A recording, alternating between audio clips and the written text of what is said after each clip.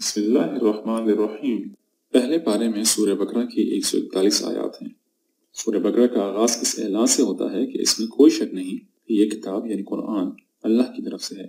اس کتاب سے ہدایت انہی لوگوں کو ملتی ہے جن کا ذہن تعصب سے پاک ہو اور جو تقوی اختیار کرتے ہوں، یعنی جو اللہ کا خوف رکھتے ہوں، جو غیب پر ایمان رکھتے ہوں، نماز پڑھنے والے ہوں، اللہ کی راہ میں اسی کے دیے ہوئے مال میں سے خرچ کرتے ہوں، اللہ کی طرف سے تمام انبیاء علیہ السلام پر نازل کی جانے والی کتابوں پر ایمان رکھتے ہوں، اور آخرت کی زندگی یعنی موت کے بعد دوبارہ اٹھائے جانے اور جزا و سزا پر یقین رکھتے ہوں۔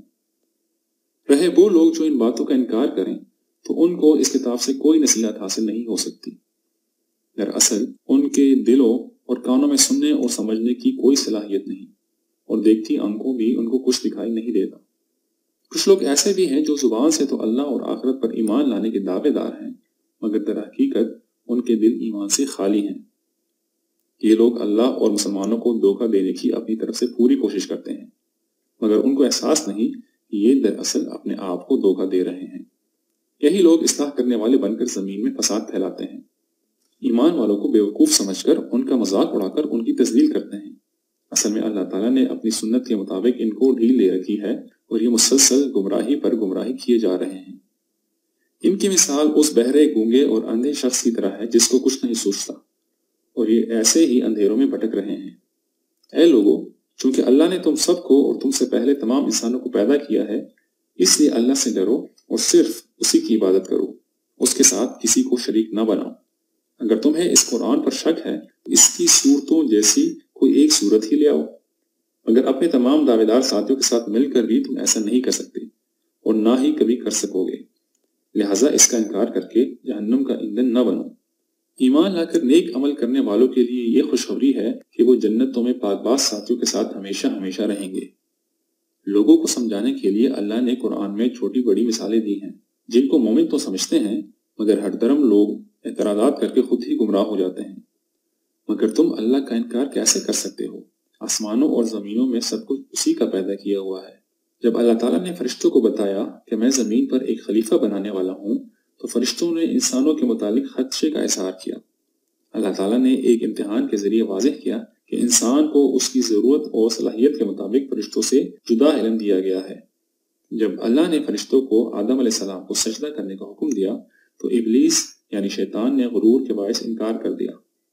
اللہ نے آدم و حوا علیہ السلام کو جنت میں رہنے کا حکم دیا، مگر ایک خاص درخت کے پاس جانے سے منع کیا۔ شیطان کے بہکانے پر جب انہوں نے اس درخت کا پھل کھایا تو ان کو جنت سے نکال کر زمین پر رہنے کے لیے بھیج دیا گیا۔ اللہ تعالیٰ نے جب بنی اسرائیل کو دنیا کی امامت دی تو ان کو بے شمار نعمتیں دی تھیں اور ان سے عہد لیا تھا جس کے پورے کرنے کا وقت آ گیا ہے۔ اس لیے اب سب لوگ قرآن پر ایمان لاؤ، قرآن کی آیات کو دنیا کی خاطر نہ بیچو، حق اور باطل کو نہ ملاؤ، نماز قائم کرو اور زکوٰۃ دو، لوگوں کو نیکی کا حکم دو اور خود بھی اس پر عمل کرو، نماز اور صبر کے ذریعے سے اللہ کی مدد طلب کرو۔ اللہ تعالیٰ نے بنی اسرائیل کو ان پر کیے گئے انعامات یاد دلائے، اور یہ کہ ان سب کے باوجود انہوں نے اللہ کی آیات کا انکار کیا اور اپنے بہت سارے پیغمبروں کو قتل کیا، جس کی وجہ سے وہ ذلت میں پڑ گئے۔ ان کے دل پتھروں سے بھی سخت ہو چکے ہیں اور ان پر حق بات کا کوئی اثر نہیں ہوتا۔ یہ لوگ اللہ کی کتاب میں رد و بدل کر کے اپنی مرضی کے احکامات نکالتے ہیں، مگر اللہ ان سے باخبر ہے۔ یہ اپنے آپ کو جنت کے حقدار سمجھتے ہیں، مگر جنت کے حقدار تو نیک صالح لوگ ہیں اور بدکار جہنم میں جائیں گے۔ جب لوگوں کے دل حق کی قبولیت کے لیے بند ہو جائیں تو ان کو اس بات کا احساس نہیں ہوتا، مگر یہ ان پر اللہ کی طرف سے لعنت ہوتی ہے۔ اللہ تعالیٰ نے آپ صلی اللہ علیہ وسلم کو اپنے فضل سے نبوت عطا فرمائی، مگر یہ لوگ آپ صلی اللہ علیہ وسلم کی نبوت کا انکار کرتے ہیں۔ اگر یہ لوگ سمجھتے ہیں کہ آخرت میں کامیابی صرف انہی کا حصہ ہے تو انہیں چاہیے کہ موت کی تمنا کریں، مگر دنیا کی زندگی میں تو یہ سب سے زیادہ حریص ہیں۔